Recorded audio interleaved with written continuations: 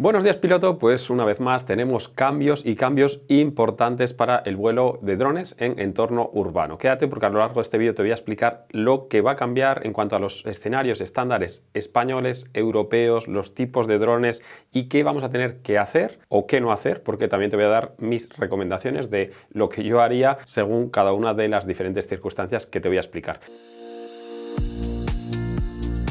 Bueno, como te imaginas por el título, se acaban los escenarios estándares nacionales, el STS-01 nacional, el STS-02 nacional, y no se van a poder seguir operando, volando drones dentro de esos escenarios. Para contextualizar todo esto, para que lo entiendas, porque es algo confuso, sobre todo si no estás muy familiarizado, voy a tratar de explicártelo. Desde que entró en vigor la normativa europea el 1 de enero de 2021 hasta 2026, había un periodo en el que los Estados miembros, en este caso España, podían establecer sus propios escenarios estándares nacionales hasta que entrasen en vigor y se empezasen a utilizar los escenarios estándares europeos. Ese ha sido ese periodo desde 1 de enero de 2021 hasta, en teoría, 1 de enero de 2024, donde tendrían que haber dejado de usarse los escenarios nacionales, los de España, y empezar a operar con los escenarios europeos, es decir, STS-01 y STS-02, pero europeos que, como te explicaré, tienen ciertas diferencias. ¿Qué ocurre? Que a fecha de 1 de enero de 2024 no había drones con marcado clase C5 o C6, que son los que exigen los escenarios estándares europeos. Entonces AESA decidió posponerlo hasta el 1 de septiembre de 2024 en unas semanas. Eso quiere decir que hasta ahora hemos podido volar con los escenarios estándares nacionales, los que nos habíamos sacado la titulación, la parte teórica, la parte práctica, y podíamos estar volando con nuestros drones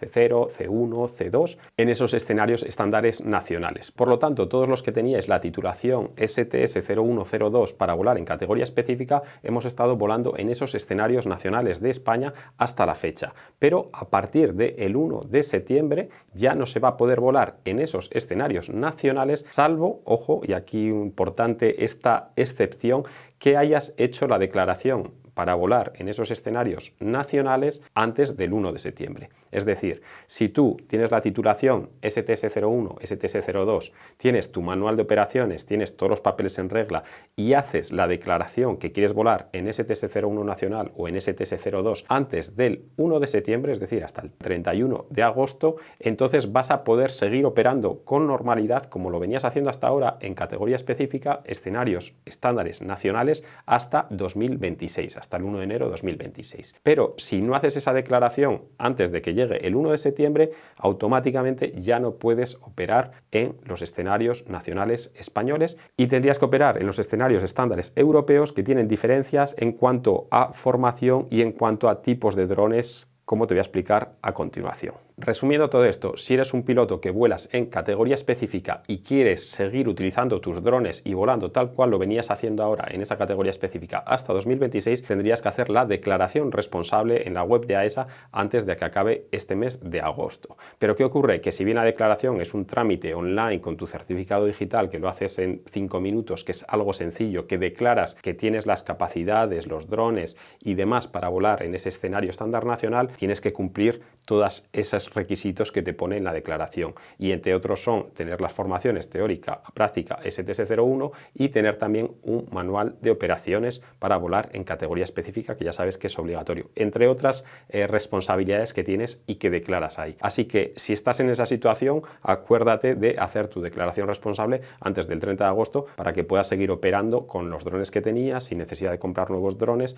etcétera. Y si no tienes esos papeles de manual de operador u otra serie de requisitos que tienes que tener con la declaración responsable, pues tienes tiempo de hacerlo rápidamente en estas semanas, o si no, pues directamente tendrás que volar a partir del 1 de septiembre en los escenarios estándares europeos. Como ves, siempre todo un poco farragoso, pero en esta ocasión no viene de AESA, sino que viene de EASA, y esto es algo que ya se sabía de hace tiempo, que en teoría iba a entrar en vigor el 1 de enero de 2024, pero que al no ver uno de los requisitos que exigen en esos escenarios europeos, lo han tenido que retrasar. Pero espérate, porque ahora te cuento qué requisitos nos exigen para volar en escenarios estándares europeos.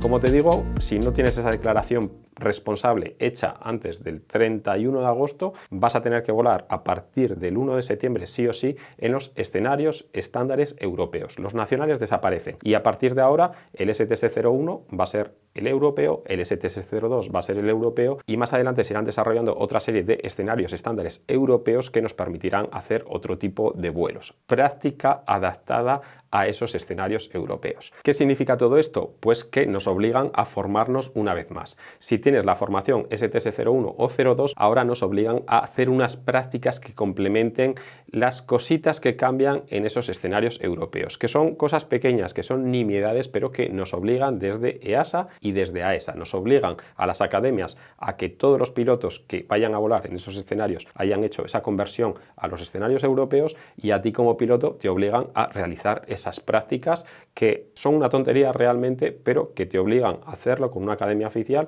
para que certifiquen que has aprendido por las cosas que cambian de los escenarios europeos. Y lo segundo que exigen para volar categoría específica escenarios europeos es un dron con marcado de clase C5 o C6 si va a ser fuera de la línea visual. Hablando del entorno urbano, que es el escenario más habitual, lo que sería el STS-01, vamos a requerir a partir del 1 de septiembre un dron de marcado de clase C5, salvo que hayas hecho esa declaración responsable de la que te hablaba y que entonces lo puedas estirar hasta el 1 de enero de 2026. Pero si no has hecho esa declaración, desde el 1 de septiembre los drones para volar en categoría específica sí o sí tienen que tener marcado de clase C5 o estar adaptados a ese C5. Ahora te explicaré. Y a partir del 1 de enero de 2026 ya esa transición, ese periodo que se prolonga de los escenarios nacionales desaparece y sí o sí habrá que volar con drones C5 o C6 en entorno urbano o en BVLOS STS-02. Como ves, más complicaciones, más confusiones y trato de hacer este vídeo para aclarar de alguna forma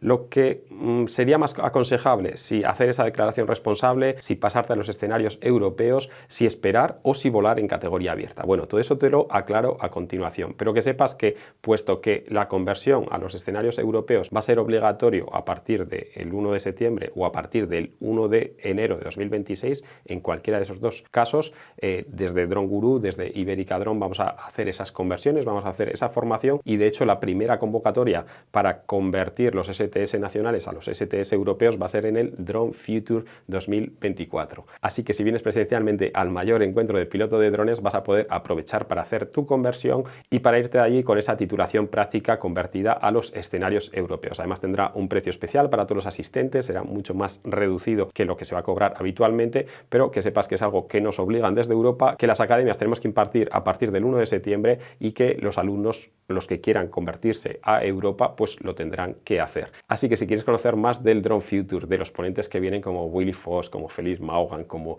ponentes de DJI, los talleres, las novedades que tenemos, vamos a tener hasta un espacio de realidad virtual para entrenamiento con drones. Bueno, cosas súper interesantes, súper novedosas y lo podrás ver presencialmente si vienes al Drone Future u online si nos quieres acompañar en la jornada de ponencias o lo quieres ver a través del directo que lanzaremos en YouTube. Y además habrá un montón de premios para todos los asistentes, tanto online como presenciales, con sorteo de drones de Beta FPV, de Canarias Stock, de diferentes formaciones y de muchos regalos, como estás viendo aquí en esta foto, que van a ir para las entradas online. Y por supuesto, los que estéis presencialmente, ya sabéis que todos los años sorteamos muchísimas cosas, muchísimos drones, muchísimos packs que nos dan diferentes proveedores, distribuidores y marcas de drones, y eso será allí presencialmente. Y también, si quieres participar en el concurso de filmación aérea, va a haber un montón de regalos, un scooter eléctrico de Navi, va a haber un montón de formaciones, va a haber drones de Beta FPV, bueno, muchos regalos que puedes conocer en la web de dronefuture.es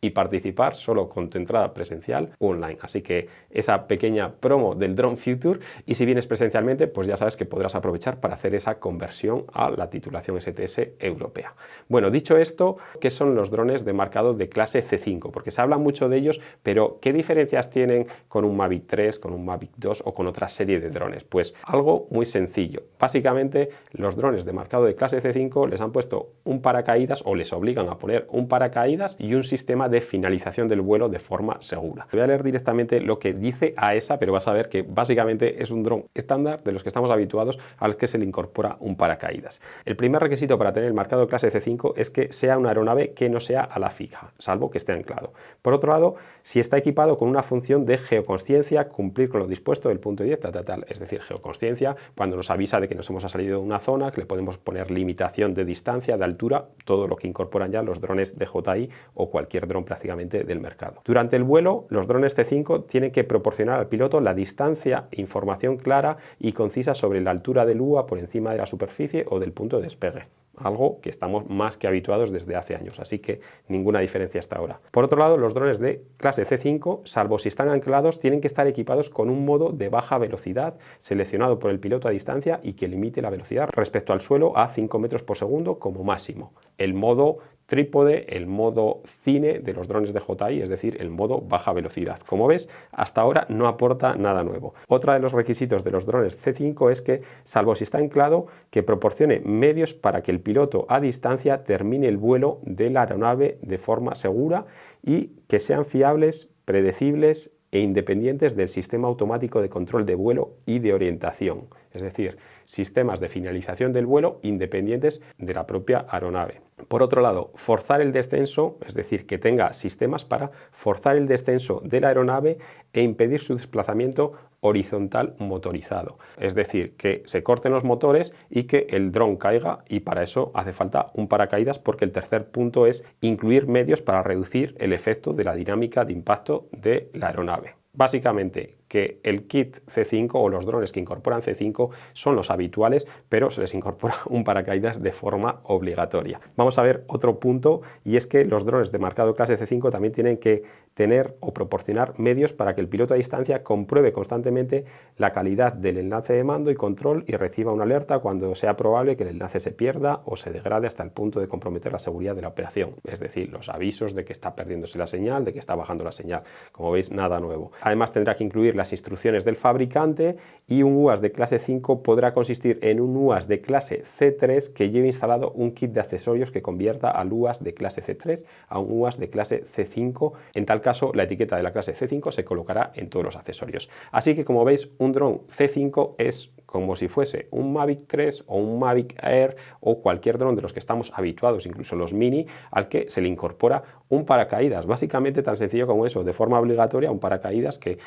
con una serie de sistemas pueda cortar motores o pueda darle la orden al dron de que corte motores y que el paracaídas pues directamente frene la caída. Y eso es lo que nos obligan. Pero ¿qué ocurre? Que drones de marcado de clase C5 que son obligatorios a partir del 1 de septiembre no existe ni uno en el mercado. No existe ni uno a fecha de publicación de este vídeo, sino que lo único que hay son kits adaptativos, kits que se incorporan a una serie de drones y que lo que hacen es incorporarle esa serie de accesorios que básicamente son el paracaídas. Así que, como ves, el 1 de enero de 2024 pospusieron esta norma de tener que volar en entorno urbano categoría específica STS-01 con drones C5 porque no existían, y 8 meses después siguen sin existir. Y lo único que existe son kits de adaptación de dos empresas principalmente, que son las únicas dos homologadas o aprobadas por AESA a fecha de publicación, que son Dronavia y Flying Eye. Y estas empresas venden kits para adaptar los Mavic 3 Enterprise, los Mavic 3 normal